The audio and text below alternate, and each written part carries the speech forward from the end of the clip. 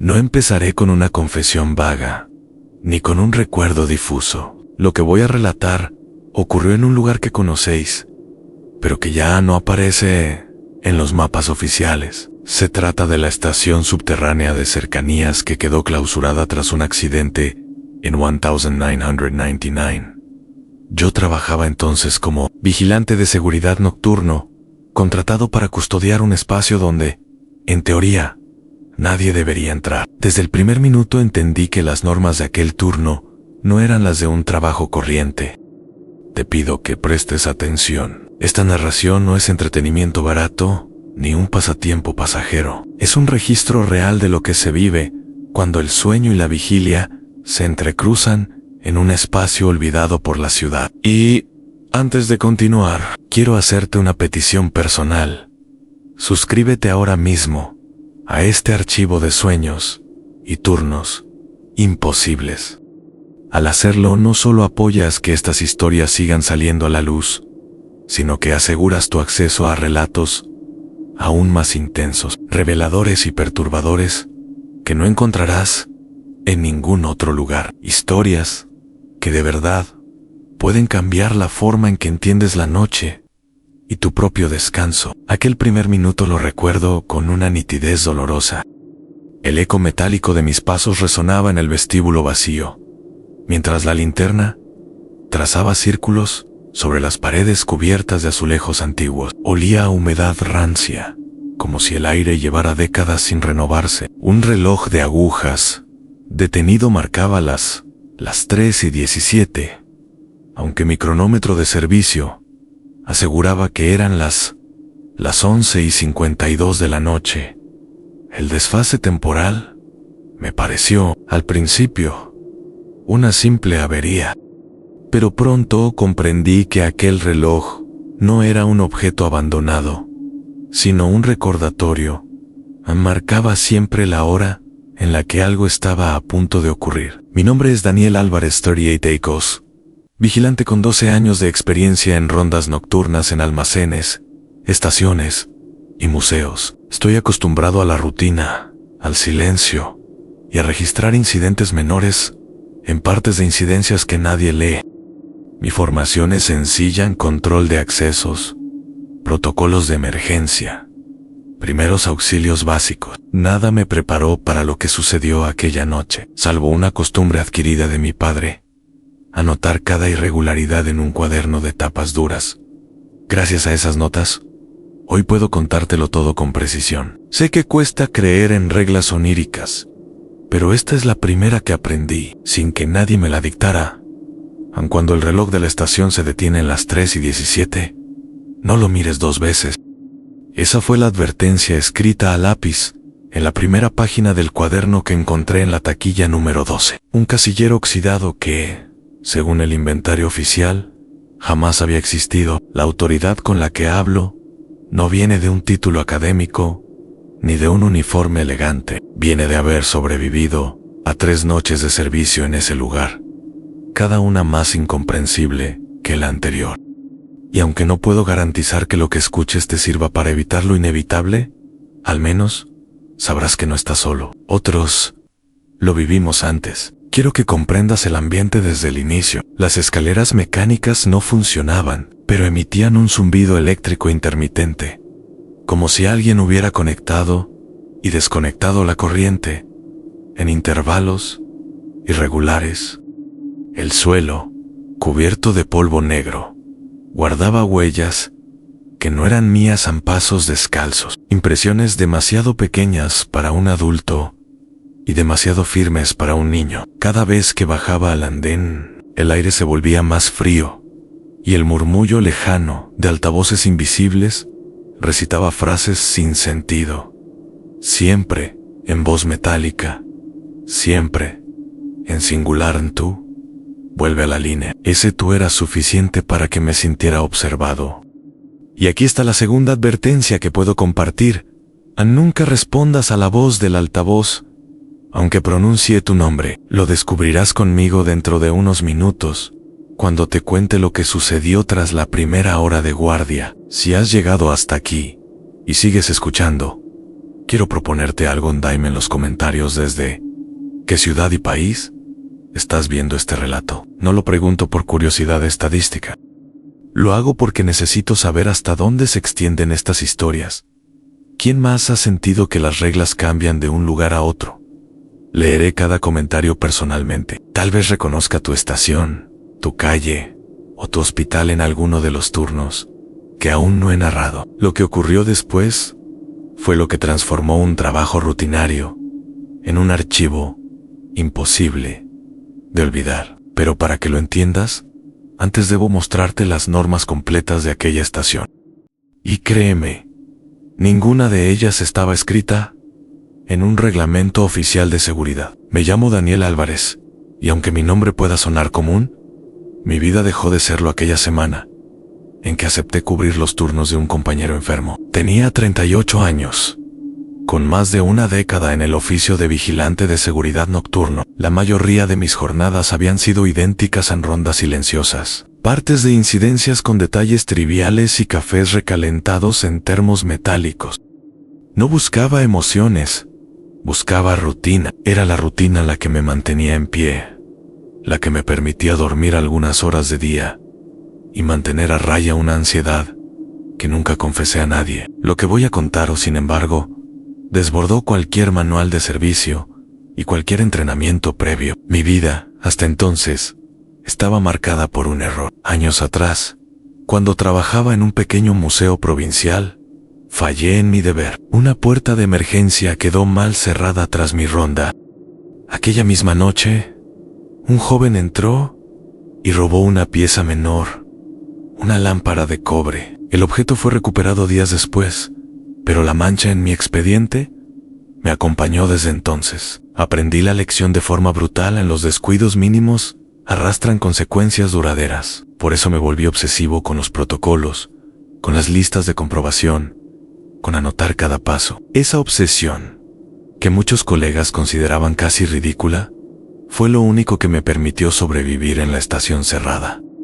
Recuerdo con claridad cómo empezó todo. La empresa de seguridad me envió un correo cifrado, sin logo ni membrete oficial, indicando que debía presentarme en el acceso norte de la estación clausurada a las 23:30. Nada más, a ningún supervisor, ninguna referencia a un contrato firmado. Aún así, acepté. Necesitaba el dinero extra y dialogué en modo.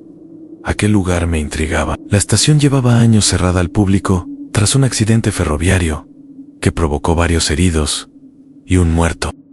Las investigaciones oficiales hablaron de fallo eléctrico, pero en el barrio se repetían otras versiones a luces que parpadeaban sin fuente de energía. Trabajadores que escuchaban voces entre los túneles. Cuando me ofrecieron ese puesto, pensé que exageraban. Aquel acceso norte parecía abandonado, pero no lo estaba. La cerradura cedió al introducir la llave que me habían dado, y al otro lado me aguardaba un vestíbulo con el polvo perfectamente retirado de los tornos. No era descuido ni casualidad. Alguien había limpiado hacía pocas horas. Esa primera impresión me golpeó más que cualquier sombra. Si un espacio oficialmente sellado estaba siendo mantenido, significaba que había alguien más cumpliendo funciones que no aparecían en los documentos. Fue entonces cuando empecé a sentir que no estaba entrando en un simple edificio abandonado, sino en un lugar donde operaban reglas ocultas. La atmósfera me envolvió desde el inicio. Los azulejos de las paredes devolvían mi reflejo con un retraso mínimo, como si el espejo tardara unas décimas de segundo en reaccionar. No era ilusión óptica. Lo comprobé varias veces, levantando la mano y observando cómo la imagen no seguía mi gesto de inmediato. Ese desajuste visual me generó un vértigo suave, como cuando se produce un error en una transmisión en directo. Era la primera grieta en la normalidad. Decidí apoyarme en mi cuaderno de tapas duras, el mismo que llevaba a todos los turnos. En él anotaba detalles tan minúsculos como bombilla parpadeante en acceso o ruido metálico a las 2:40. Esa costumbre, que algunos supervisores consideraban innecesaria, se transformó en mi única arma contra la confusión. La noche que relato comencé escribiendo, las 11:52 de la noche, El reloj central marca las 3:17. Primera anomalía detectada. Nunca imaginé que esa hora, clavada en el tiempo, sería el eje de todo lo que estaba por venir. El trabajo de un vigilante nocturno rara vez inspira relatos. No manejamos armas sofisticadas, ni vivimos persecuciones heroicas. Nuestro día a día se compone de abrir y cerrar candados, registrar accesos, comprobar extintores y, sobre todo, soportar el silencio. Es un silencio cargado con el peso de edificios que duermen. Lo que me encontré en la estación fue otra clase de silencio, uno que parecía escucharte de vuelta. Cada vez que me detenía, percibía un eco que no coincidía con mis movimientos. Era como si alguien, unos pasos detrás, imitara mi rutina. He de confesar que, a pesar de mi experiencia, aquella primera hora, estuve a punto de abandonar. El instinto de supervivencia me gritaba que algo no encajaba. Pero la otra voz, la de la disciplina adquirida tras años de servicio, me obligaba a quedarme si había aceptado ese turno. Debía cumplirlo hasta el final. Fue en esa tensión, entre la huida y el deber, donde surgió mi primera certeza. La estación no me iba a permitir elegir con libertad. Todavía no había leído todas las reglas, pero ya intuía que estaban escritas en algún lugar. Había señales dispersas en un cartel medio arrancado que prohibía responder al altavoz, una taquilla numerada que no figuraba en el plano, y aquel reloj detenido en un minuto imposible. Todo apuntaba a un reglamento oculto que no se parecía en nada a los manuales de seguridad convencionales. Esa noche dejé de ser un simple trabajador invisible. Me convertí, sin proponérmelo, en testigo de un archivo secreto que la ciudad había intentado borrar. Y lo que más me sorprende, todavía hoy, es que nunca me preguntaron si estaba dispuesto. Simplemente me entregaron una llave, y con ella abrí la puerta de un turno que cambiaría mi percepción de la realidad. Descender al andén aquella primera noche fue como internarse en un organismo vivo. No me refiero a una metáfora ligera. Cada superficie parecía tener un pulso, un ritmo propio, como si la estación entera respirara en silencio. Las paredes de azulejos devolvían la luz de mi linterna con destellos irregulares cosilicuidos, y cada paso mío encontraba un eco retardado que no correspondía a la física habitual. El aire era más denso conforme avanzaba, con un olor penetrante a hierro oxidado que recordaba demasiado al de la sangre seca. Ese olor no provenía de ningún charco visible, sino del propio hormigón, como si la estructura hubiera absorbido años de accidentes y ahora los exhalara lentamente. El espacio no se parecía a los vestíbulos cerrados que había patrullado en otras ocasiones. Los carteles informativos, en lugar de anunciar horarios, mostraban letras incompletas, palabras que se reordenaban cada vez que pasaba frente a ellas. Una pantalla apagada reflejaba mi silueta, pero en ella aparecían sombras adicionales que no coincidían con mis movimientos. No eran figuras definidas, sino brumas negras que se deslizaban detrás de mí. Intenté ignorarlo, pero al escribirlo en mi cuaderno la mano me temblaba. Sombras sin dueño en panel apagado. Anoté. Fue la primera prueba de que el lugar no solo almacenaba recuerdos, los proyectaba de vuelta a quienes lo atravesaban. A esa altura ya había detectado la primera anomalía sonora. Un altavoz colgado del techo soltaba un susurro metálico cada pocos minutos. No era un aviso ferroviario normal, sino un murmullo incomprensible, como voces reproducidas al revés. Lo más inquietante era su dirección a Han. Aunque me desplazara por el andén, la voz parecía surgir siempre detrás de mí, a una distancia fija de 2 metros. Ni más cerca, ni más lejos. Un acompañamiento invisible que medía mis pasos. Me obligué a concentrarme en los detalles técnicos, porque así trabajamos los vigilantes, registrando. Los bancos metálicos estaban alineados con excesiva precisión, todos mirando hacia un túnel cerrado con vallas oxidadas. Ninguno mostraba polvo, lo que indicaba que alguien o algo había pasado un trapo hacía poco tiempo. Ese mantenimiento selectivo era una señal clara.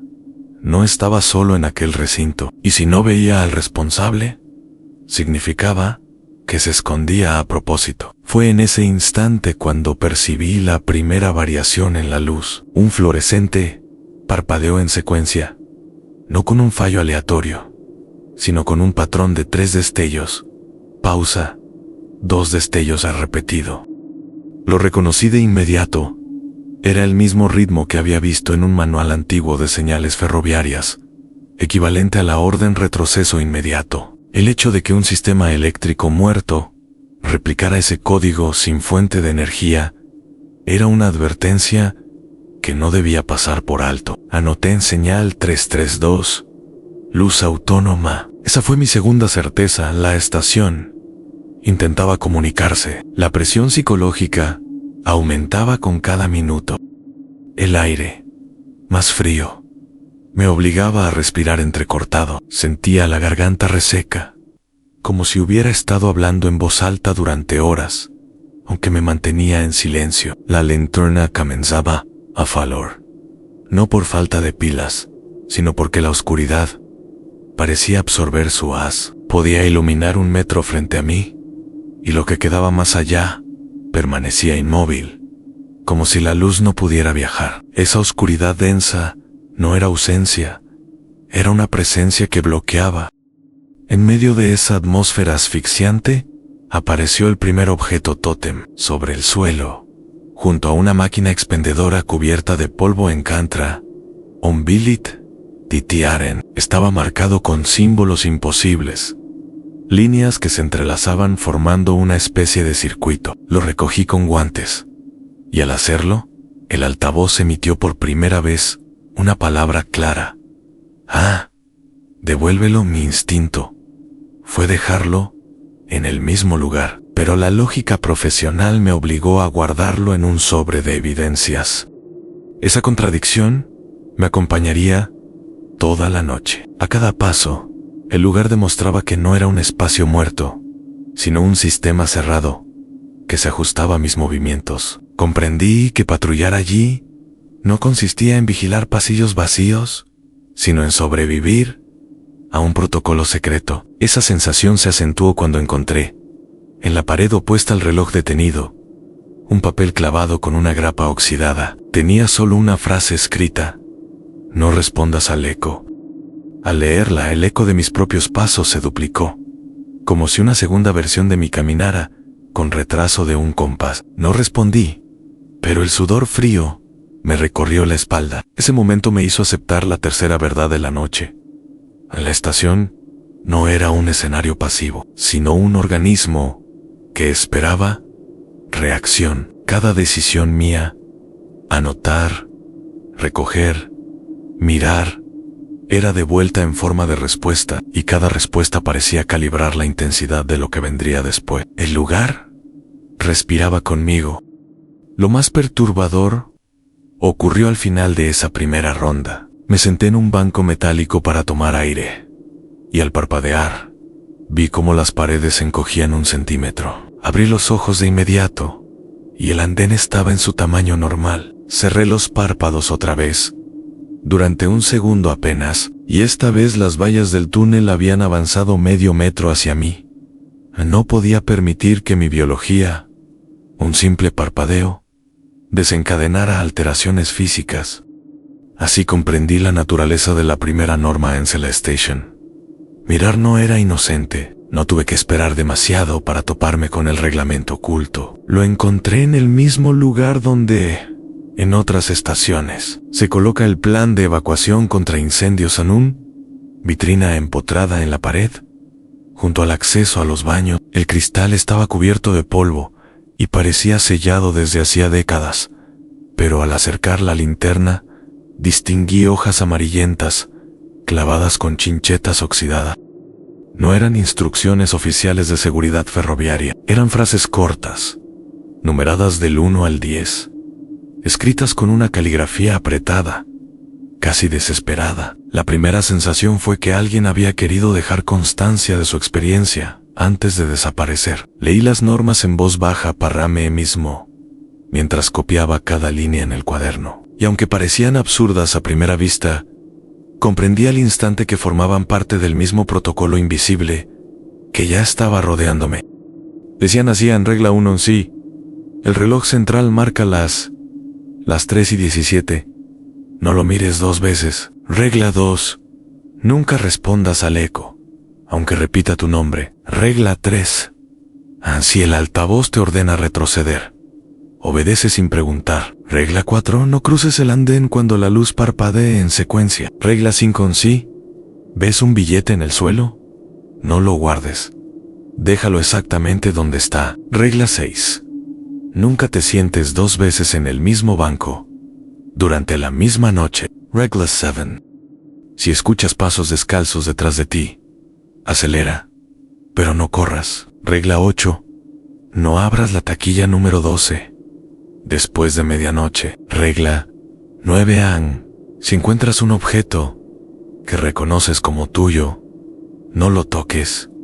No pertenece a este turno. Regla 10. Bajo ninguna circunstancia intentes salir antes de las 5 contada. Las 5 en cada línea tenía la contundencia de un protocolo militar, sin adornos, sin explicaciones. Lo más desconcertante era que algunas coincidían con fenómenos que ya había presenciado: el reloj detenido, el eco autónomo, el billete imposible junto a la máquina expendedora. Era como si alguien hubiera caminado el mismo trayecto que yo años atrás y hubiese dejado un mapa de advertencias para el siguiente. Mientras copiaba las normas, el ambiente se fue cargando con un zumbido eléctrico. No provenía de los cables ni de los fluorescentes apagados, sino de las paredes mismas. Era un rumor grave, constante, parecido al que emiten los generadores diésel cuando empiezan a fallar. Ese sonido vibraba en el pecho, y con cada palabra escrita sentía que la estación vigilaba mis movimientos. Intenté razonar. En seguridad estamos acostumbrados a protocolos irracionales que, sin embargo, salvan vidas. Por ejemplo, en museos se instruye a no correr jamás ante una alarma, aunque la gente lo haga instintivamente. Es contraintuitivo, pero evita estampidas. Pensé que quizás las normas tenían esa misma lógica, a parecer absurdas, pero ser imprescindibles para sobrevivir. Lo más perturbador fue encontrar mi propio apellido en la 8ª línea. La taquilla número 12 era la que yo había abierto minutos antes, donde apareció el cuaderno. La anotación "no la abras después de medianoche" implicaba que alguien sabía que yo lo haría. La advertencia llegaba tarde y a la vez parecía escrita para mí.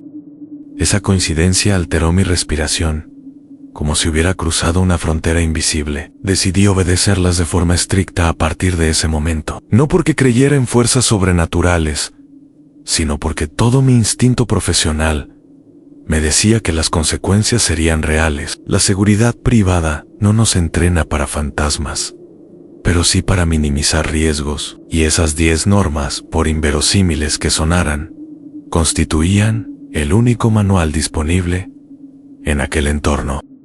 Cada línea despertaba preguntas que no podía contestar. ¿Qué ocurría si miraba el reloj 2 veces? ¿Qué pasaba con el eco si respondía? ¿A dónde conducía el intento de salir antes de las 5?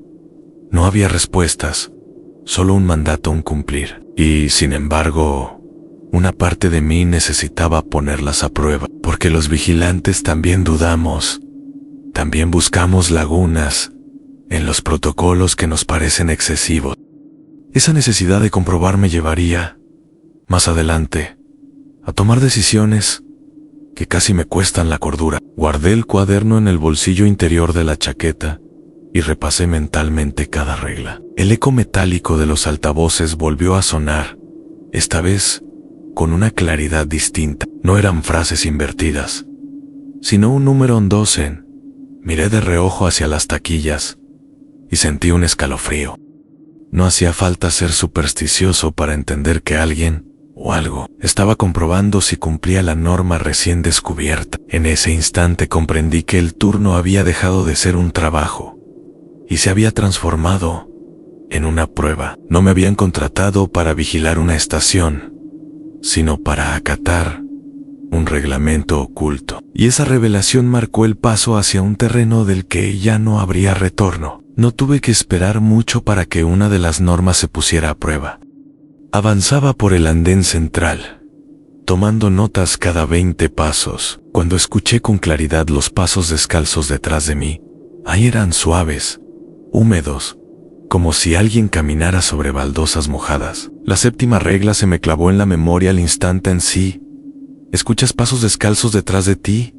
Acelera, pero no corras. En ese matiz era crucial. La instrucción no me pedía huir, sino mantener un ritmo concreto, como si la velocidad equivocada desencadenara algo peor. La lógica profesional me obligaba a comprobar el origen del sonido. Sin embargo, al girar levemente la cabeza, descubrí que no había nadie. El eco seguía acompañando mis pasos a 2 metros exactos.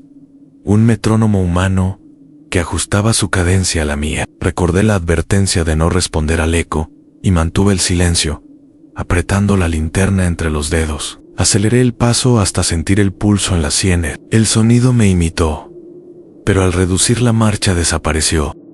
Fue una obediencia instantánea, como si una presencia invisible hubiese aceptado la negociación. Yo cumplía la norma, y ella me dejaba continuar. Ese fue mi primer incidente controlado. Nada tangible me atacó, nada físico me detuvo, pero comprendí que la amenaza era real porque dependía de mi conducta. La norma no era una superstición, era un protocolo operativo, y seguirlo había evitado una consecuencia que no quise imaginar. Escribí en el cuaderno las 0 y 27 en pasos descalzos detrás. Obedezco norma 7. Cesa el ruido. La caligrafía salió temblorosa. Había plasmado una evidencia y a la vez un contrato a Ney. A partir de ese instante, sabía que mi vida dependía de esas 10 frases clavadas en la vitrina. La segunda prueba llegó poco después, de manera aún más clara. La luz del fluorescente sobre mi cabeza parpadeó en secuencia 3 destellos. Pausa, 2 destellos. Regla número 4A: no cruces el andén cuando la luz parpadee en secuencia.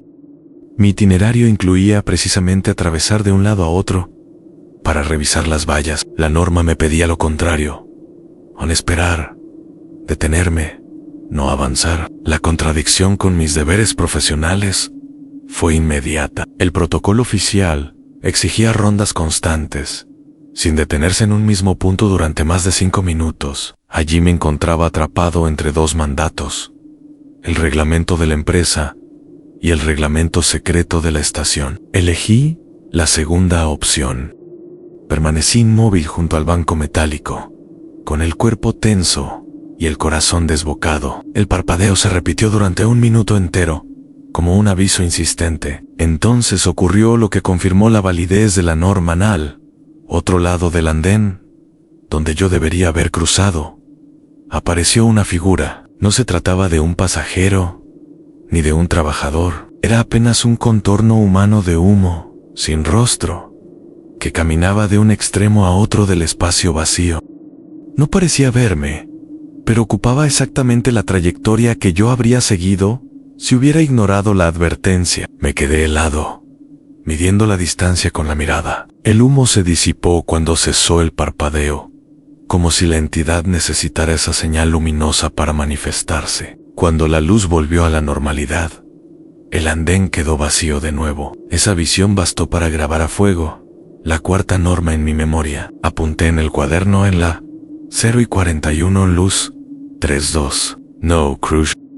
Aparición en andén contrario. Normal confirmada. Mi letra era la de un testigo judicial, no la de un guardia aburrido. La diferencia era que, en lugar de un juez, solo me escuchaba yo mismo. El tercer incidente fue más sutil, pero igual de revelador. Había avanzado hacia el extremo del andén cuando vi otro billete en el suelo, esta vez junto a un poste de señalización. Recordé la 5ª norma: si ves un billete en el suelo, no lo guardes.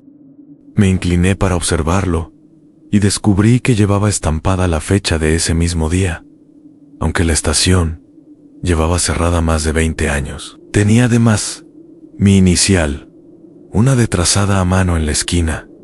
La tentación de recogerlo fue enorme. ¿Quién más podía haberlo dejado allí? Pero la advertencia era clara, y el eco metálico del altavoz susurró justo entonces un devuélvelo, como si supiera de mi duda. Obedecí, dejándolo exactamente donde estaba.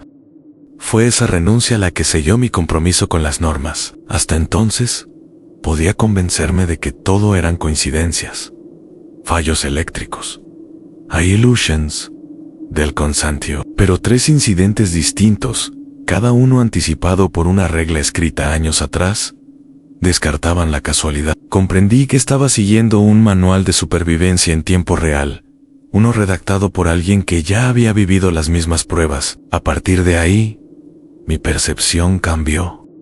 Cada sonido, cada destello, cada sombra, era interpretado bajo el prisma de las normas. Mi trabajo ya no consistía en vigilar una estación clausurada, sino en resistir a un sistema de estímulos diseñado para quebrarme. Y lo más aterrador fue descubrir que el cumplimiento no garantizaba seguridad absoluta, solo me compraba tiempo. Hasta ese momento me había convencido de que las normas funcionaban como un salvavidas. A no obedecerlas, me mantenía a flote en un mar hostil.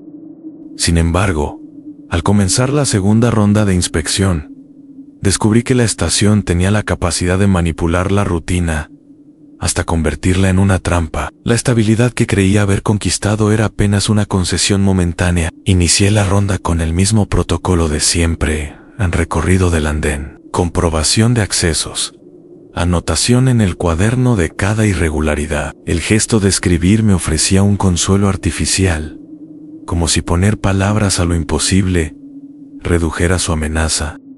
Pero esa sensación de control duró poco. A los 20 minutos de recorrido, advertí que las marcas de mis botas en el polvo del suelo habían desaparecido. Volví sobre mis pasos para comprobarlo.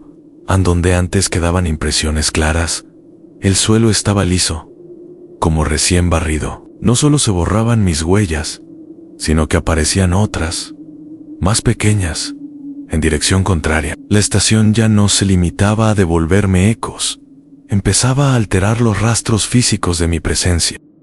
El olor cambió. También, la humedad rancia dio paso a un aroma fuerte a desinfectante, el mismo que recordaba de los hospitales donde trabajó mi hermana enfermera. Era un olor punzante, casi químico, que me provocó lagrimeo. No había envases ni fuentes visibles. Comprendí que aquel ambiente no seguía leyes naturales, sino que seleccionaba los estímulos que podían quebrar mi resistencia. El desinfectante me evocaba noches pasadas en urgencias, la espera junto a familiares, la impotencia ante los cuerpos inmóviles en camillas. La estación había aprendido a jugar con mi memoria. Lo más inquietante sucedió en la tercera vuelta, hacia la zona de taquillas. Allí se suponía que debía registrar los cierres y verificar que nada se moviera. Pero esta vez encontré las puertas entreabiertas, aunque recordaba con precisión haberlas dejado cerradas. Me agaché a comprobar los candados y descubrí que no eran los mismos. Habían sido sustituidos por cerraduras brillantes, recién instaladas, como si un equipo de mantenimiento hubiera pasado segundos antes. No era una ilusión. Los números de serie estaban intactos, y yo sabía distinguir entre un candado oxidado y uno nuevo. Ese cambio me estremeció porque demostraba que la estación podía reescribir su propio estado físico sin esfuerzo. El altavoz volvió a activarse.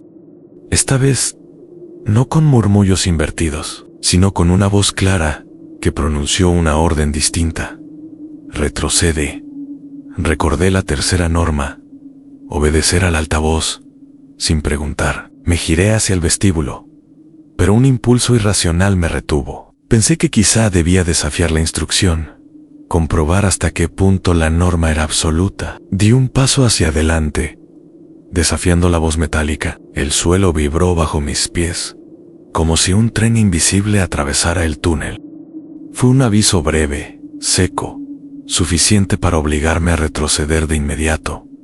Cuando obedecí, la vibración cesó. Había quedado claro que la rutina no me pertenecía. Era la estación quien decidía los tiempos y los movimientos. El reloj, detenido en las 3:17, volvió a captar mi atención. A lo lejos, parecía brillar con una luz tenue, como si las agujas emitieran fosforescencia. La primera norma prohibía mirarlo 2 veces. Me descubrí a mí mismo calculando si ya lo había observado lo suficiente para activar alguna consecuencia. El dilema era insidioso. A la norma convertía un acto involuntario. Mirar un reloj en una condena. Aparté la vista, pero la sospecha quedó latiendo. La amenaza a la rutina alcanzó su punto máximo en el área de los bancos metálicos. Había pasado junto a ellos varias veces, siempre vacío. En esa ocasión, uno estaba ocupado.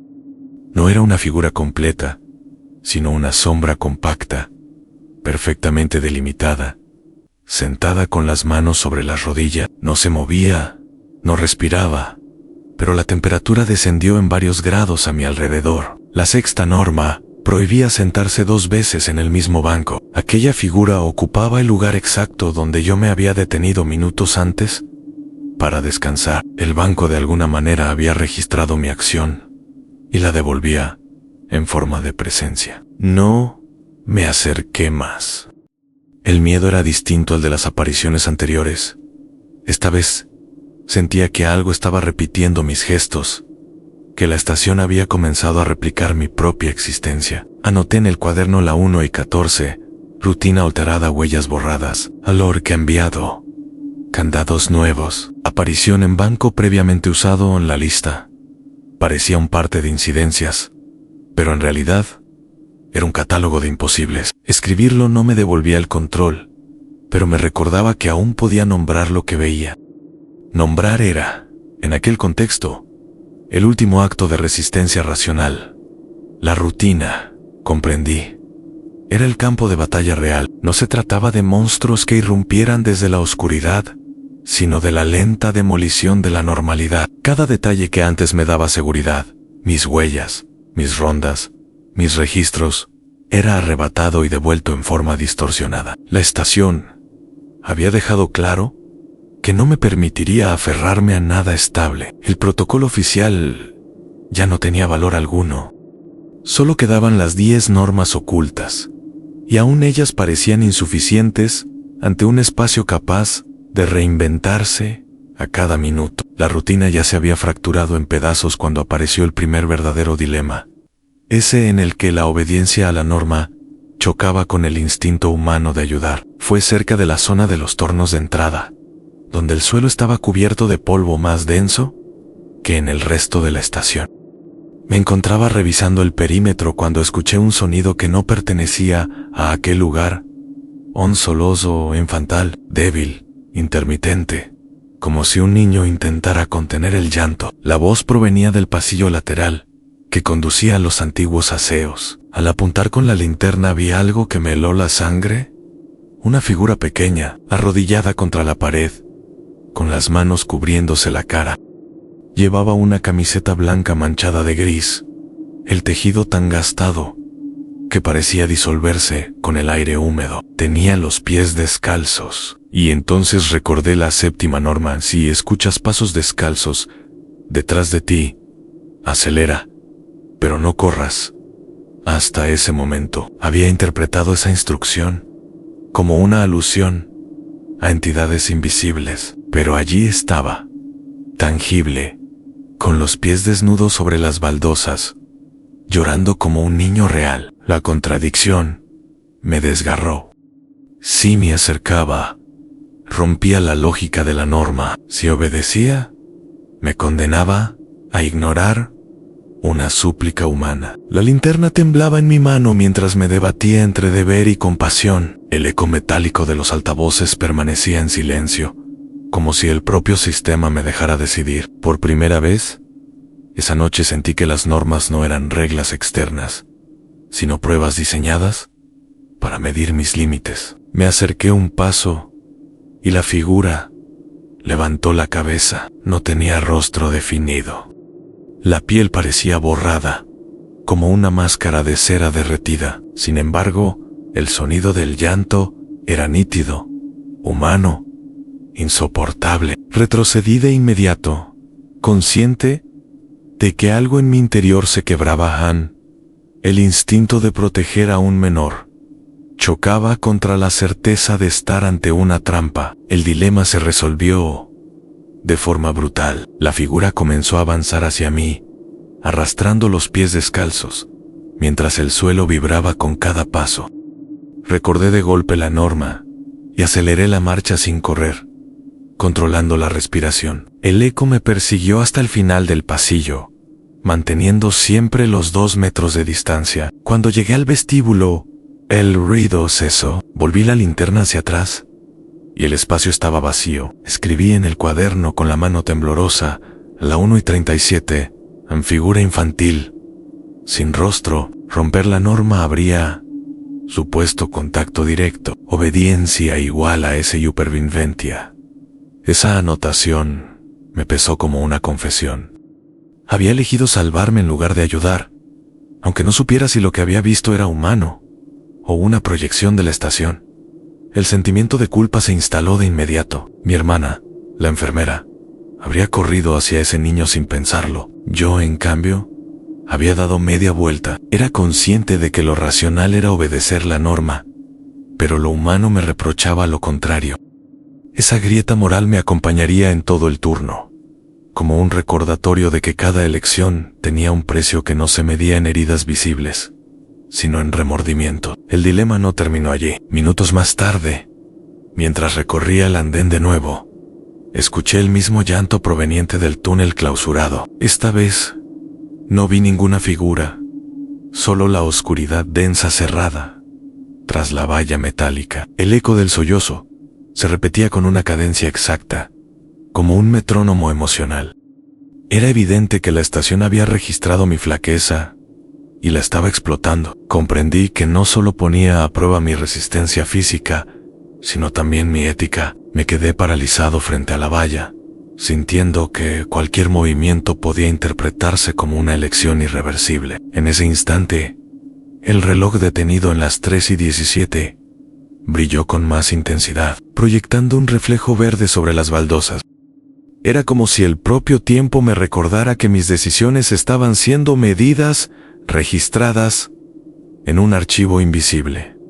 Elegí no abrir la valla, no gritar, no acercarme. Permanecí firme, con la linterna baja y la respiración contenida, hasta que el sollozo se disolvió en un susurro metálico. Fue una obediencia absoluta, pero al precio de admitir que había sacrificado la compasión en favor de la supervivencia. Al cerrar el cuaderno después de esa entrada, mis manos estaban frías. El verdadero terror no eran las sombras ni los ruidos, sino la certeza de que cada norma exigía una renuncia moral. El primer dilema me enseñó que sobrevivir en la estación implicaba traicionar parte de mí mismo, y la noche todavía no había alcanzado su punto más cruel. Las normas hasta entonces habían funcionado como una guía severa pero clara. Seguía las instrucciones y la estación me dejaba continuar. Sin embargo, a las 2 de la madrugada exactas, se produjo la primera colisión real entre 2 reglas. No era un malentendido ni un error de interpretación. Era un conflicto frontal que me obligaba a elegir cuál de los mandatos debía incumplir. Estaba en la zona central del andén cuando el altavoz, con su timbre metálico, pronunció una orden inequívoca. Retrocede. Era la tercera norma.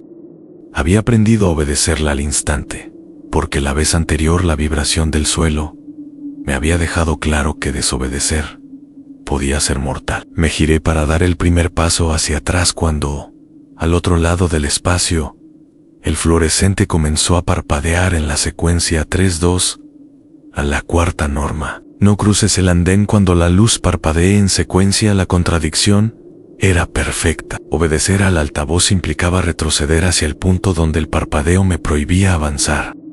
Si seguía una regla, rompía la otra. La estación me había colocado en una encrucijada diseñada con precisión. El aire se volvió insoportable. La mezcla de humedad y desinfectante químico me quemaba la garganta. Las agujas del reloj central, detenidas en las 3:17, parecían palpitar con un brillo más fuerte, como si midieran la intensidad de mi indecisión.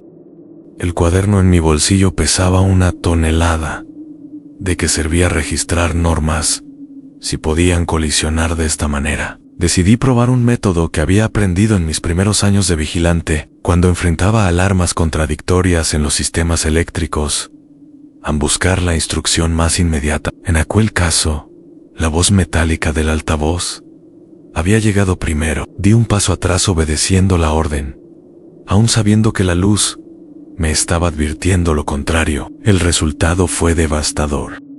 El suelo bajo mis pies se abrió con un crujido breve, como si las baldosas hubieran perdido consistencia. Sentí como una de mis botas quedaba atrapada en una grieta oscura. No era un agujero físico en el cemento, sino un vacío que absorbía la luz de mi linterna. Tiré con todas mis fuerzas, liberando el pie en el último segundo. El parpadeo de la luz cesó y el suelo recuperó su forma sólida. Pero el mensaje estaba claro. Había roto la norma equivocada. El eco del altavoz se repitió, burlón, pronunciando mi nombre: Ana Álvarez. No era un recordatorio, era una condena. La segunda norma prohibía responder al eco, y me mordí la lengua para no gritar. La contradicción se había multiplicado. Anne ya no solo me enfrentaba a 2 normas incompatibles, sino que la desobediencia había activado otra en paralelo. Me refugié junto a la valla metálica, jadeando, mientras intentaba reconstruir lo ocurrido. Si obedecía siempre a la voz, podía acabar atrapado en un vacío. Si obedecía siempre a la luz, podía enfadar a la entidad que hablaba desde el altavoz. El sistema estaba diseñado para que cualquier elección dejara una cicatriz. Escribí en el cuaderno con la mano temblando las 2 y 3. Contradicción. Norma 3 contra norma 4. Resultado en grieta bajo los pies. Sobreviví, pero marcado Anne. Esa anotación fue distinta a las anteriores, porque ya no reflejaba obediencia pura, sino un fracaso parcial. Era la prueba de que no existía una salida limpia, solo supervivencia relativa. El coste emocional fue aún mayor. Empecé a escuchar, desde el túnel clausurado, el mismo sollozo infantil del dilema anterior, pero esta vez se mezclaba con una carcajada hueca, grave, como si la estación celebrara haberme arrinconado. Sentí un nudo en el estómago. Había perdido mi estatus de observador obediente. Ahora era un jugador dentro de una partida con reglas contradictorias. La luz parpadeó de nuevo, pero en secuencia distinta. 2 destellos. Pausa. 1. Esa señal no estaba en ninguna norma. El manual oculto se había quedado corto, o quizás nunca pretendió cubrir todas las posibilidades. La certeza me golpeó. Las reglas eran un mapa incompleto, y el resto debía improvisarlo en tiempo real. La tensión alcanzó un punto insoportable. Mi respiración era tan fuerte que se mezclaba con el eco de los altavoces. Sabía que no debía responder, pero en el borde de la garganta tenía un grito atrapado. Me tapé la boca con la manga para no caer en la tentación. Al hacerlo, sentí la tela húmeda. No era sudor, era agua fría, como si alguien hubiera sumergido la chaqueta en un río invisible. La estación me estaba castigando por mi indecisión. El episodio terminó tan abruptamente como había empezado. El parpadeo se apagó, el altavoz enmudeció, el suelo volvió a estar firme, pero yo había cambiado. Comprendí que, a partir de ese momento, cada norma podía volverse contra otra. La confianza en aquel reglamento secreto se resquebrajó. Ya no bastaba con obedecer, debía interpretar, negociar, asumir pérdidas. El verdadero precio de esa contradicción no fue físico, sino psicológico. Por primera vez tuve la certeza de que no podría salir indemne. Aunque alcanzara las 5 de la mañana, aunque sobreviviera a cada prueba, La estación me dejaría cicatrices internas que nunca se cerrarían.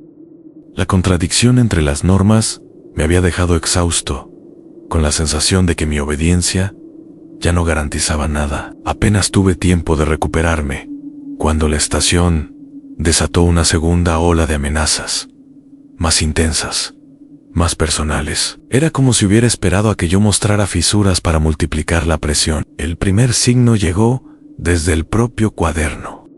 Mientras repasaba las anotaciones para confirmar que no estaba perdiendo la cordura, descubrí algo imposible en frases que yo no había escrito. Entre mis líneas de letra temblorosa aparecían comentarios ajenos, con una caligrafía más firme, casi militar. Decían: no confíes en tu sombra. Y el billete es llave. ¿No evidencia? Encerré el cuaderno de golpe, con el corazón acelerado. Eso significaba que no solo registraba mis palabras, sino que era compartido por otra mano. Quizás alguien que había pasado antes por la misma estación, o alguien que estaba allí conmigo, invisible. Mientras asimilaba aquello, el ambiente cambió de nuevo. El olor a desinfectante se mezcló con otro, más penetrante, que reconocí de inmediato: anozono. Ese aroma seco y eléctrico suele percibirse justo antes de una tormenta, o en salas donde se han producido descargas intensas. Trabajé durante años en recintos con generadores y sabía diferenciarlo. El aire estaba cargado, como si una tormenta se hubiera formado dentro del túnel clausurado. Mis vellos se erizaron. La estación se preparaba para una descarga no atmosférica, sino dirigida. El altavoz emitió un chasquido y después silencio absoluto. Esa ausencia de sonido fue más aterradora que los murmullos. Incluso el eco de mis pasos desapareció, como si el espacio hubiera sido aislado acústicamente.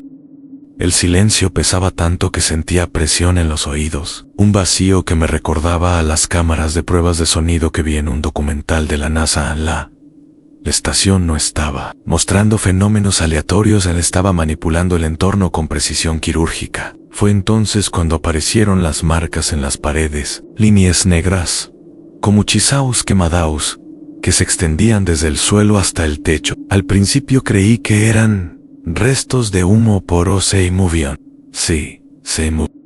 Las líneas vibraban al compás de mi respiración, expandiéndose cada vez que inhalaba y contrayéndose al exhalar. Me paralicé, temiendo que un movimiento brusco pudiera desencadenar una reacción. Aquellas marcas parecían medir mi vida al segundo, como si registraran mi capacidad pulmonar. El reloj detenido brillaba más fuerte, proyectando sombras que no se correspondían con la arquitectura real. Una de esas sombras se separó de la pared y caminó hacia mí. Era mi silueta exacta, con la linterna en la mano, pero se movía con un retraso de un par de segundos. Cuando levanté el brazo, ella lo levantó después. Cuando retrocedí, ella avanzó. Comprendí el mensaje de la anotación desconocida en el cuaderno. No confíes en tu sombra. Esa duplicación era una amenaza directa, un reflejo emancipado que me obligaba a calcular cada gesto para no darle ventaja. Decidí volver al vestíbulo, buscando un espacio más abierto. Allí me esperaba otra prueba. En los tornos, donde antes no había nada, apareció un nuevo billete, colocado sobre el metal oxidado, como una ofrenda. Recordé la norma 5, a no recoger billetes del suelo, pero este no estaba en el suelo, sino a la altura de mis manos, como si la estación hubiera encontrado un resquicio para tentar. El billete brillaba bajo la linterna, y en él, además de los símbolos imposibles, estaba escrito mi nombre completo. Sentí un vértigo extraño, porque era mi propia identidad la que me ofrecían como pase. El dilema no era inmediato, pero la tensión, sí en sí, lo dejaba allí. Incumplía la intuición de la anotación misteriosa. El billete es llave, no evidencia en sí. Lo tomaba, violaba la regla original. Me limité a observarlo sin tocarlo, mientras la sombra retrasada me imitaba a distancia, esperando. El andén se convirtió en un tablero donde cada movimiento era replicado, contradicho o tentado. A las 2:30, el zumbido eléctrico regresó, pero esta vez, acompañado de una vibración profunda en el suelo. Las vallas del túnel se sacudieron como si algo desde dentro golpeara con fuerza. 3 impactos secos retumbaron en el aire. No eran metáforas. En cada golpe movía polvo del techo. Y entonces escuché una frase clara desde el altavoz: «Déjalo salir». El eco resonó con una nitidez insoportable, como si hubiera un vigilante anterior atrapado tras esas rejas, pidiendo liberación. Me acerqué hasta quedar a 1 metro de la valla, sintiendo el calor de un aire extraño que se filtraba desde el interior. No vi nada, solo oscuridad densa, pero en esa negrura se percibía movimiento, como si alguien respirara a centímetros del metal. Record la décima norma: no intentar salir antes de las 5. Aquello, me dije, incluía no dejar salir nada. Retrocedí, apretando el cuaderno contra el pecho. La estación ya no solo me estaba observando, me estaba exigiendo participar en su dinámica. La segunda ola de amenazas había dejado claro que los fenómenos eran progresivos. Ya no bastaban las pruebas simples de obediencia. Ahora la estación manipulaba mis recuerdos, mis huellas, mi sombra, mi nombre. Cada elemento era utilizado en mi contra, con precisión quirúrgica. Y lo más aterrador era la sensación de que no improvisaba, sino que seguía un guión escrito mucho antes de que yo llegara. El eco de los golpes contra la valla metálica todavía resonaba en mis costillas cuando la estación me presentó una decisión aún más cruel que la primera. Ya no se trataba de obedecer una norma para salvarme a costa de ignorar a otro. Ahora la elección implicaba renunciar a algo íntimo, personal, irreemplazable. Me encontraba en el vestíbulo, con el cuaderno apretado contra el pecho, cuando las taquillas comenzaron a vibrar. El ruido metálico se expandió como un enjambre de insectos atrapados dentro del hierro. Una de las puertas se abrió sola, la Enmero Doce, la misma que ya había violado antes de medianoche. En el interior no estaba el cuaderno, que seguía en mi mano, sino un objeto imposible, el reloj de pulsera de mi padre. Lo reconocí de inmediato. Era un Casio antiguo, con la correa de resina agrietada y una pequeña mancha en el cristal, recuerdo de una caída durante una excursión familiar.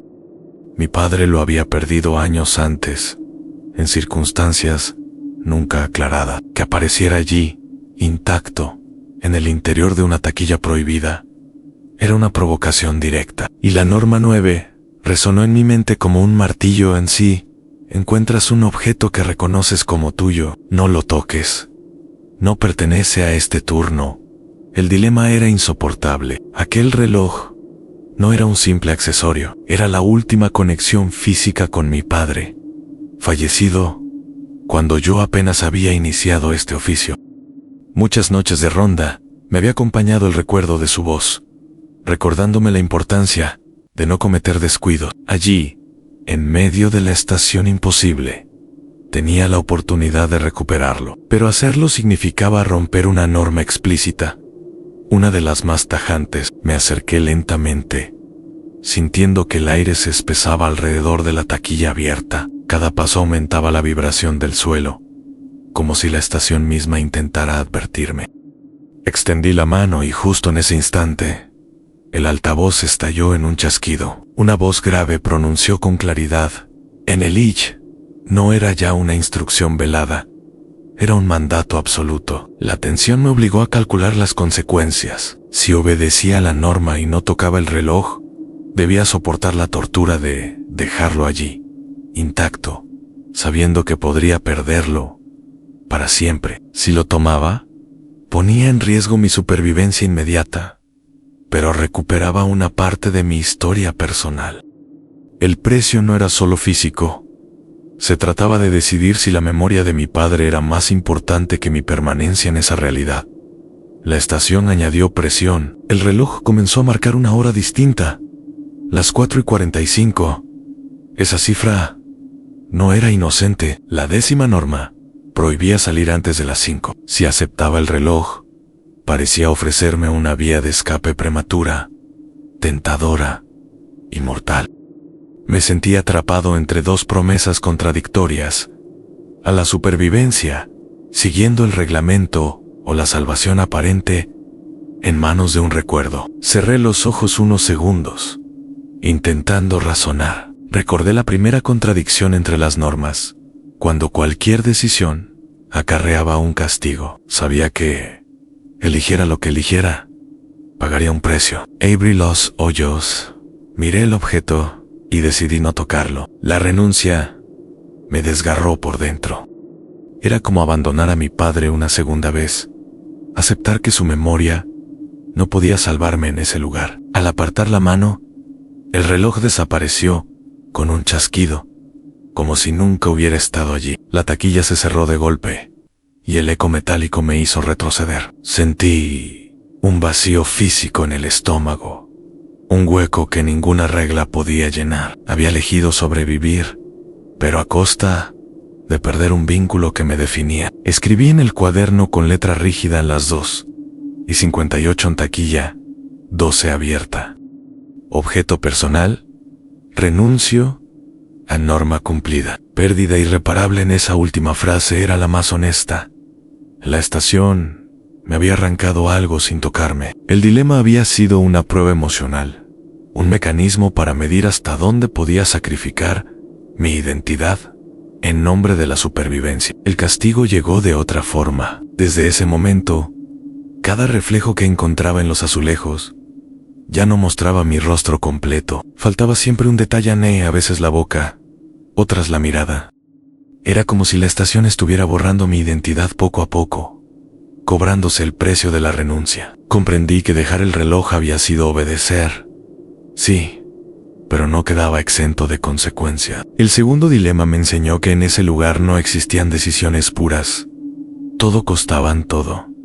Dejaba cicatrices, y aunque todavía faltaban horas para las 5 de la mañana, ya intuía que el verdadero peaje sería mi propia memoria. A las 3 de la madrugada, comprendí que había cruzado un punto invisible, un umbral del que ya no podía volver ileso. Hasta entonces, aunque cada prueba me desgastaba, aún conservaba la idea de que, si sobrevivía obedeciendo las normas, saldría intacto cuando el reloj marcara las 5. Pero esa ilusión se desmoronó de golpe. La estación no era un escenario con pruebas sucesivas. Era un sistema cerrado, vivo, que me había aceptado dentro, y que, desde ese momento comenzaba a reconfigure. El cambio se manifestó primero en la arquitectura. Los pasillos ya no seguían el mismo trazado. Al regresar al vestíbulo para comprobar las taquillas, descubrí que la escalera mecánica había desaparecido. En su lugar había un corredor estrecho, inclinado hacia abajo, iluminado por un resplandor azul que no provenía de ninguna fuente visible. Sentí un mareo inmediato.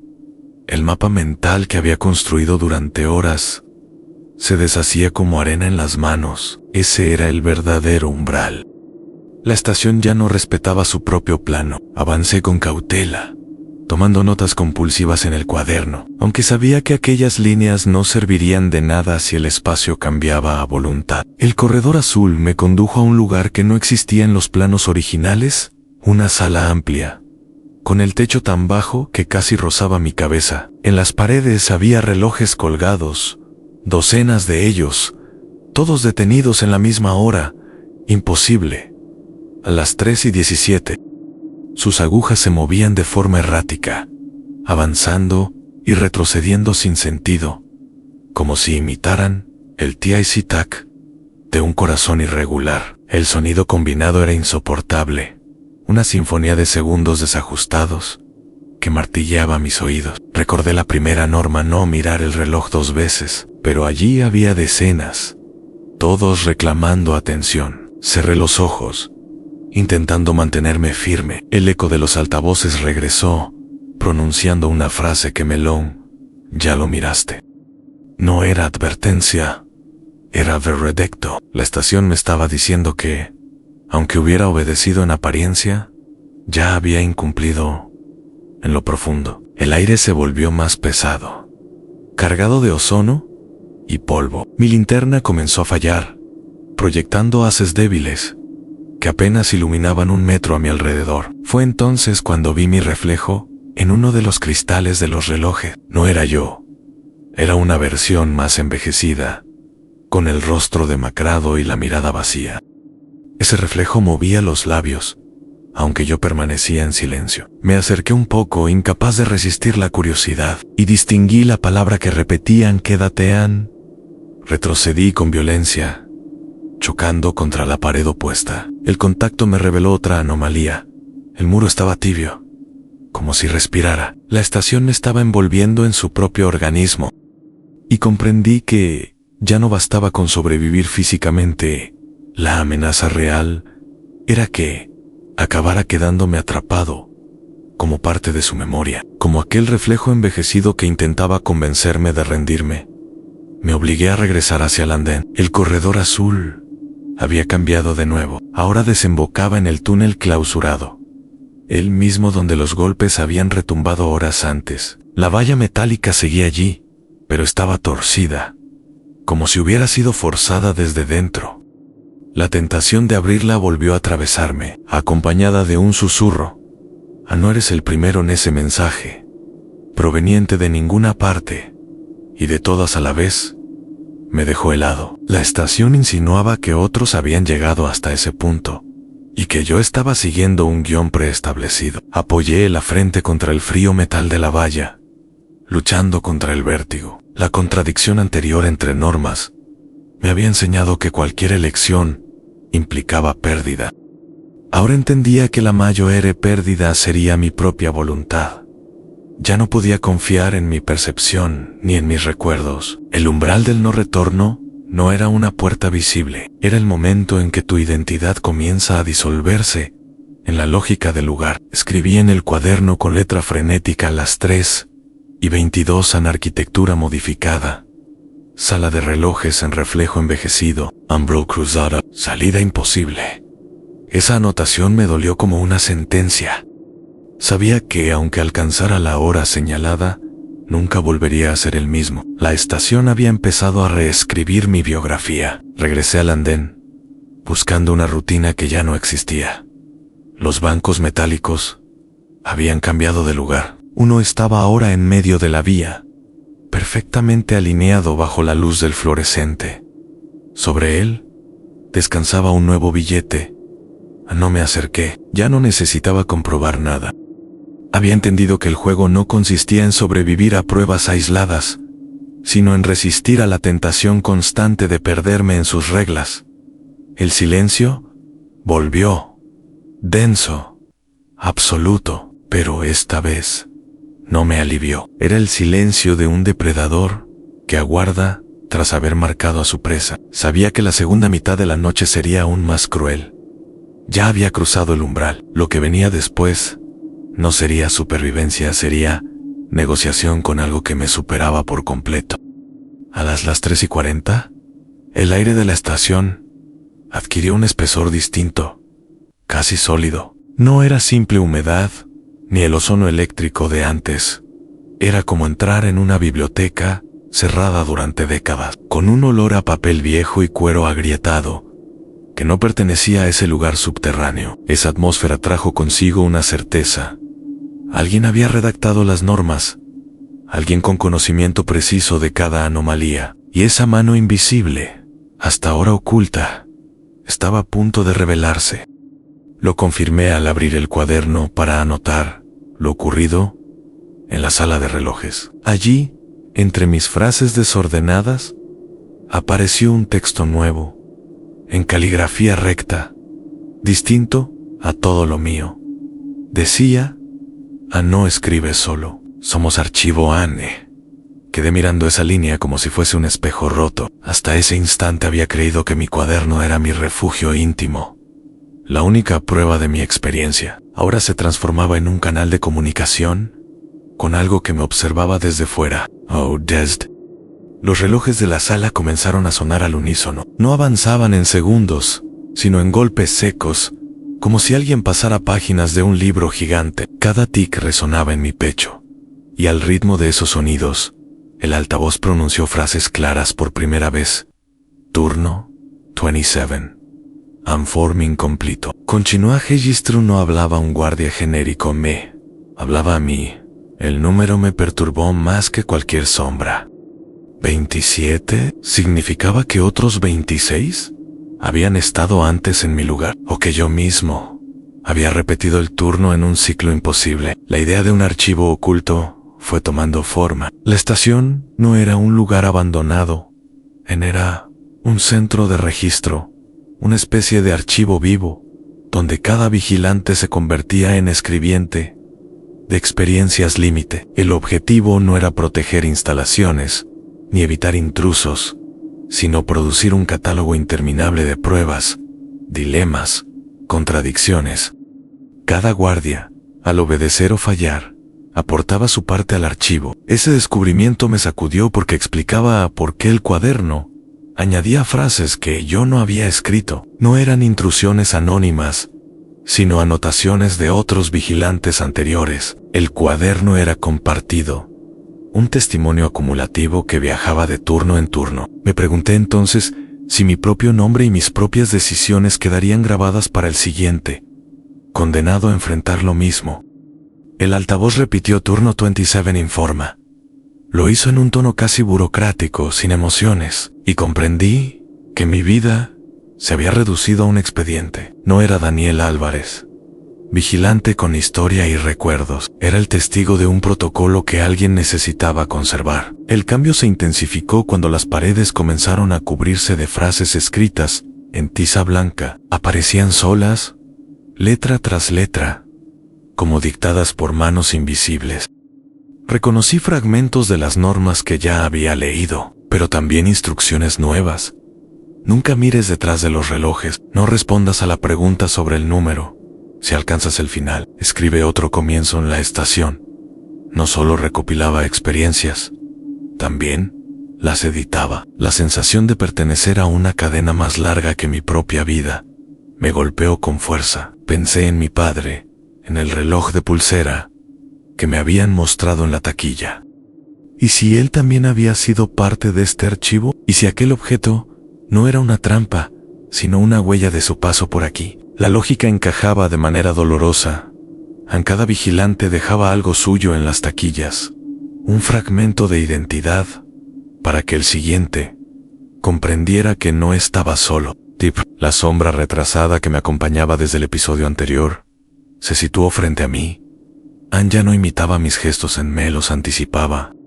Levantó el cuaderno antes de que yo lo hiciera, y en su versión del cuaderno pude ver las páginas en blanco llenarse con mi escritura, segundos antes de que yo la trazara. Era una copia adelantada, como si supiera mi destino antes de que yo mismo lo ejecutara. Ese fue el golpe definitivo de la virada meta. Yo no era autor, era copista. Lo que escribía no nacía en mí, sino que me era dictado por la estación a través de esa sombra adelantada. Mi papel era transmitir, perpetuar. La idea de libre albedrío se desplomó en ese instante. Me desplomé en uno de los bancos, aunque sabía que violaba la sexta norma. Esperé el castigo, pero no ocurrió nada. La estación me dejó permanecer allí, como si la infracción ya no importara, porque en ese punto, el juego había cambiado. No se trataba de sobrevivir, sino de aceptar que mi experiencia formaba parte de un engranaje mayor. Escribí la última frase de ese bloque, con la mano firme, consciente de que no era solo para mí. Soy registro, no testigo. Y en cuanto lo hice, el altavoz pronunció por primera vez algo parecido a una sentencia final. Archivo completo. Hasta este minuto. Continúan. Esa revelación me atravesó con una mezcla de resignación y terror.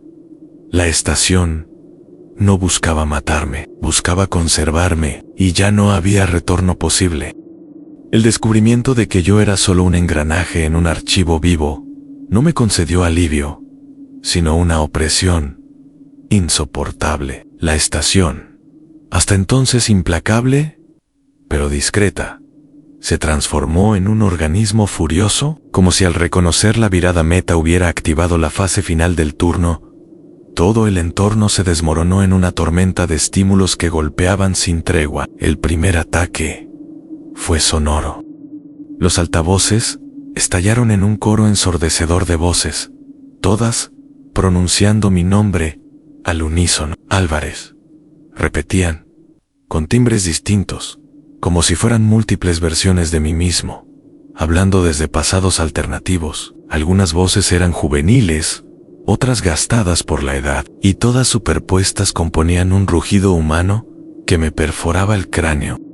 Intenté taparme los oídos, pero el sonido estaba dentro, vibrando en mis huesos, recordándome que ya no existía diferencia entre mi voz y la de los otros turnos. A la cacofonía se unió la luz. Los fluorescentes comenzaron a parpadear con violencia, pero no en secuencias de advertencia.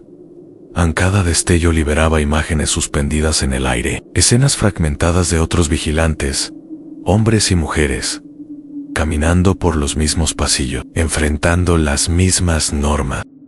Era como ver un mosaico vivo de repeticiones infinita. Algunos aparecían desesperados, otros resignados, y uno, en particular, miraba directamente hacia mí a través del destello, con los labios moviéndose en silencio. No logré leer lo que decía, pero su mirada transmitía compasión, como si supiera que yo estaba a punto de quebrarme. El olor se intensificó hasta convertirse en tortura. El desinfectante, el ozono y el polvo se mezclaron con un hedor dulzón, reconocible de inmediato, anformol.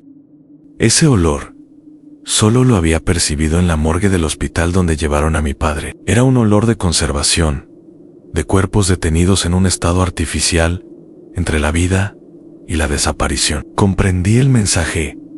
Yo también estaba siendo conservado, mantenido en una vitrina invisible para formar parte del archivo. El suelo comenzó a inclinarse como la cubierta de un barco en tormenta. Los bancos metálicos se deslizaron unos centímetros, chirriando, mientras las taquillas se abrían y cerraban con violencia. Cada golpe metálico era un latido, un recordatorio de que la estación tenía pulso propio. El reloj central, siempre detenido en las 3:17, rompió su quietud y las agujas empezaron a girar hacia atrás, a una velocidad imposible. Cada vuelta completa lanzaba una ráfaga de aire helado que me empujaba contra las paredes. Intenté sostenerme con el cuaderno como único ancla racional, pero incluso él se rebeló. Las páginas comenzaron a llenarse solas con frases que yo no había escrito, describiendo en tiempo real mis propios movimientos. Se inclina, resiste, tiembla, anota. Era como si la estación hubiera tomado el control definitivo de mi relato. No escribía para recordar, estaba registrando mi sometimiento. La sombra retrasada apareció de nuevo, pero esta vez no estaba a segundos de distancia. Estaba adelantada minutos. Se movía antes de que yo lo hiciera, mostrándome lo que ocurriría a continuación. La vi soltar el cuaderno, arrodillarse en el suelo y gritar hacia el túnel. Yo todavía no había hecho nada de eso, pero la imagen me atrapó con un magnetismo insoportable. Sentí que, si no repetía sus gestos, la estación me fracturaría por dentro. Fue en ese instante cuando comprendí cuál era la regla central, la que nunca había estado escrita en el papel, pero que regía todo. No resistas la repetición. Ese era el verdadero núcleo del sistema. No se trataba de obedecer o desobedecer reglas menores. Se trataba de aceptar que mi vida, mis recuerdos, mis pérdidas, todo debía integrarse en un bucle que otros ya habían recorrido. El choque fue devastador. Si obedecía a esa regla invisible, perdía mi identidad y me convertía en un eco más, otro registro en el archivo infinito. Si me negaba, corría el riesgo de ser borrado por completo, desaparecido sin huella, sin dejar testimonio. Cualquier decisión implicaba renunciar a lo que era el ruido, la luz, el olor y el movimiento alcanzaron su máxima intensidad. La estación vibraba como un corazón en colapso, y yo estaba en el centro, obligado a elegir. Cerré los ojos sintiendo que mis costillas se comprimían, que el aire se volvía sólido en mis pulmones, y entonces, sin darme cuenta, grité hacia el túnel exactamente como mi sombra lo había hecho segundos antes. La repetición se cumplía. El eco de mi voz se multiplicó 1000 veces, viajando por los pasillos y rebotando contra los relojes. El archivo se completaba en ese acto. No había elección libre, solo cumplimiento de un ciclo. Y en ese cumplimiento, la estación alcanzaba su clímax, dejándome reducido a un eslabón más en una cadena que nunca terminaba. El estallido sensorial se extinguió de manera tan abrupta como había comenzado. El ruido se apagó, las luces recuperaron un resplandor constante y suave, y el aire volvió a tener la densidad normal de un túnel subterráneo. Me encontré jadeando en medio del andén, con las rodillas temblorosas y el cuaderno abierto en las manos. Durante unos segundos creí que había despertado. El silencio y la calma parecían tan irreales como el caos de instantes atrás. El reloj central ya no marcaba las 3:17 y las agujas se habían colocado en las 4 exactas. Ese avance, mínimo pero concreto, me llenó de un alivio inesperado. Era la primera vez que el tiempo se movía hacia adelante desde que había comenzado el turno. Pensé que tal vez lo peor había terminado, que la estación, tras someterme a su clímax, me concedía una tregua para recuperar fuerzas antes del desenlace. Me senté en uno de los bancos metálicos sin importarme la norma que lo prohibía. El frío del acero me resultó reconfortante, casi humano. Respiré con calma y abrí el cuaderno para repasar las páginas. Ya no aparecían frases ajenas ni anotaciones automáticas, solo mis palabras, torpes y desordenadas. Aquello me dio la falsa sensación de haber recuperado el control. En ese estado de calma aparente, los recuerdos de mi vida fuera de la estación regresaron con fuerza. Pensé en mi hermana, en las veces que me esperó despierta después de mis turnos, para asegurarse de que volvía entero. Pensé en mi padre, en su reloj perdido, en lo cerca que estuve de traicionar la norma por aferrarme a él. Incluso pensé en los vigilantes anteriores, en el turno 26, en el que quizás había dejado la advertencia que yo leía ahora como herencia. La estación parecía lejana, casi un mal sueño, que comenzaba a disiparse, pero la calma era solo otra forma de trampa.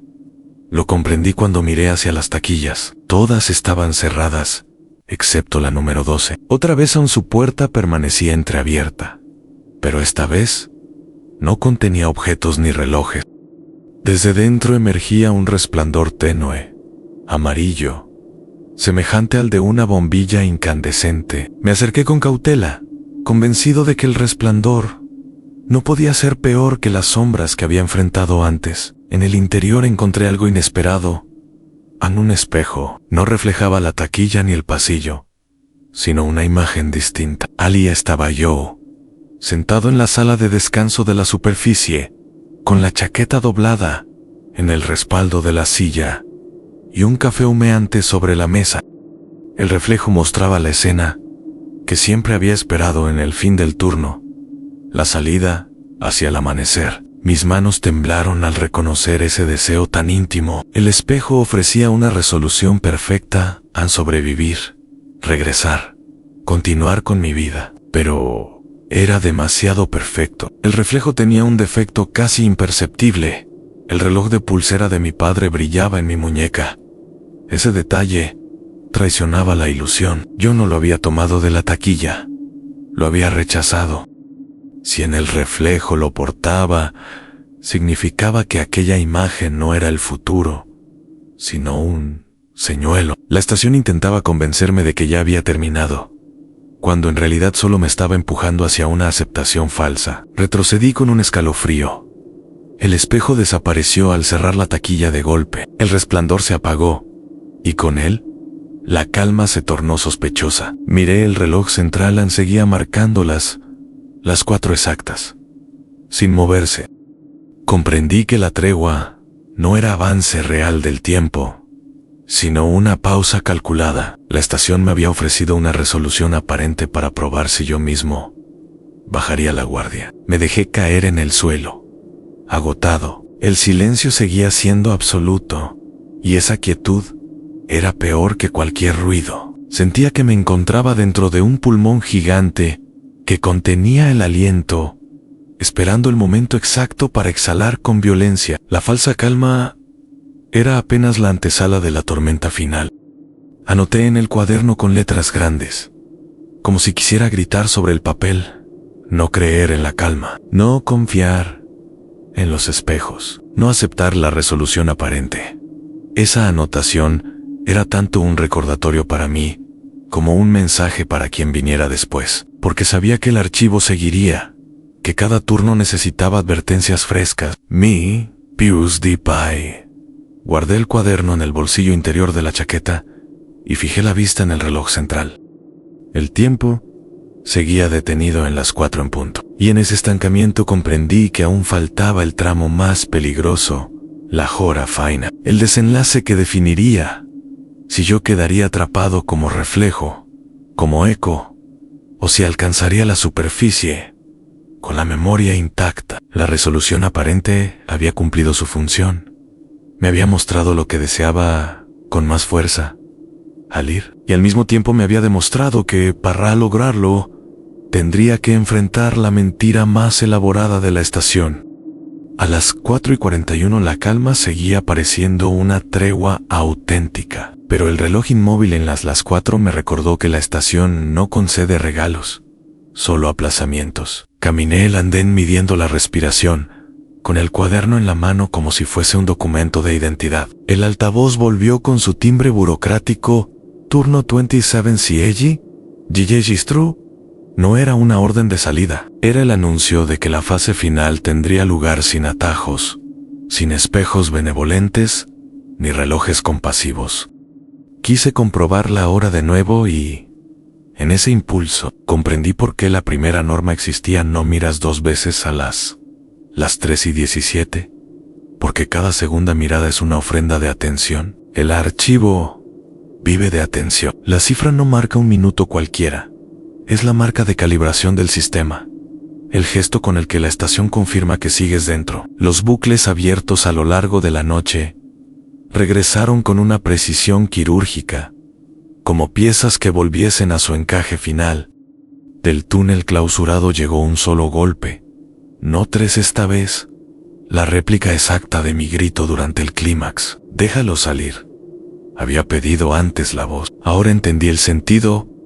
No había nadie detrás reclamando libertad humana. Era mi propia misión devolviéndose desde la curva del pasadizo. Si abría, no rescataba a un vigilante, me sustraía a mí mismo para reemplazarme por una versión en conserva. Las promesas de la estación siempre sonaban a rescate porque adoptaban el timbre de lo que uno más teme perder. La taquilla 12 respiró a mi izquierda.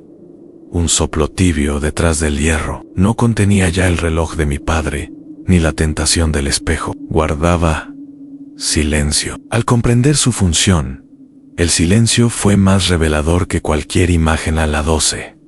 No es un compartimento de objetos, sino un depósito de identidad. Te devuelve aquello que te ata, y te pide que lo tomes para que tu nombre quede fijado en el andén. ¿Renunciar al reloj? Me había salvado físicamente, pero el precio no fue menor desde ese instante. Una zona ciega ocupa mis reflejos, una falta mínima que me acompaña como cicatriz. A veces falta la boca, a veces la mirada. Acepté ese vacío como peaje. El billete volvió a aparecer, no en el suelo, sino sobre el banco central. Y esta vez entendí por completo la nota ajena en el cuaderno. El billete es llave, no evidencia. No era una pista para denunciar, sino una herramienta de tránsito. Con él, habría podido abrir un piso fantasma entre 2 niveles del andén. Quizá esa salida falsa que el espejo ya insinuó, pero la regla esencial de la noche se impuso con toda su fuerza a la 10ª. No intentes salir antes de las 5. No se trata de resistencia pasiva, es una disciplina activa. Esperar en ese lugar es negar combustible al mecanismo. No acepté la llave. Mantenerla intacta fue cerrar la cerradura en mi propio favor. Los pasos descalzos reaparecieron a 2 metros detrás de mí, y el eco pronunció mi apellido, como al principio. Aquello cerró el círculo del primer dilema. No era un niño pidiendo ayuda, sino la forma más eficiente de quebrar una vigilancia entrenada para proteger. Aceleré sin correr, igual que entonces, y el eco desistió. La segunda mirada al reloj, el auxilio precipitado, el billete, la taquilla, el déjalo salir. Todas eran iteraciones de la misma trampa. El archivo empuja hacia la respuesta emotiva para fijar tu rastro. La supervivencia, esa noche, consistió en aceptar el frío de la decisión impopular. A las 4:58 el andén se humedeció como una cueva. El olor a ozono se mezcló con desinfectante y un leve perfume a papel viejo. La biblioteca del archivo, respirando conmigo. Abrí el cuaderno y escribí, por cuenta propia, sin sombra adelantada, la síntesis que yo mismo necesitaba. Leer regla esencial en esperar hasta las 5 sin responder al eco ni aceptar resoluciones aparentes. Recordar que las 3:17 es anzuelo. El billete abre poro, no libra. La taquilla 12 devuelve, pero no te devuelve. Sentí, al trazar la última palabra, que la estación retiraba sus manos con desgana. El altavoz murmuró registro suficiente a las 5 exactas. El reloj central no avanzó. Cayó. Las agujas se soltaron y chocaron contra el cristal con un sonido opaco. El fluorescente detuvo su parpadeo. La línea fina de luz sobre el banco dejó de temblar. Las vallas del túnel dejaron de presionar desde dentro. Lo supe no por un aviso épico, sino por una normalidad que, de repente, volvió a pesar. Subí al vestíbulo y al empujar la puerta exterior, la noche tenía el olor simple del asfalto húmedo. Era la salida de siempre, pero con un matiz insoportable. Yo llevaba conmigo la estación como una segunda piel. Volví a casa caminando, evitando los pasos de peatones por un reflejo absurdo, como si cualquier patrón conocido pudiera imitar la lógica del archivo. El símbolo que quedó adherido a mi vida no fue el billete ni la taquilla, fue el reloj detenido a las 3:17. Desde entonces he tapado con cinta opaca todos los relojes digitales del pasillo. Si despierto a esa hora, no miro. Una sola vez me acerqué al espejo del baño y faltaba la mirada. Me prometí un ritual cuando el móvil vibra a medianoche. Escribo 3 líneas en un cuaderno nuevo y cierro la tapa con la palma entera. Es mi modo de impedir que otra mano escriba por mí. La consecuencia emocional no pasó con el amanecer.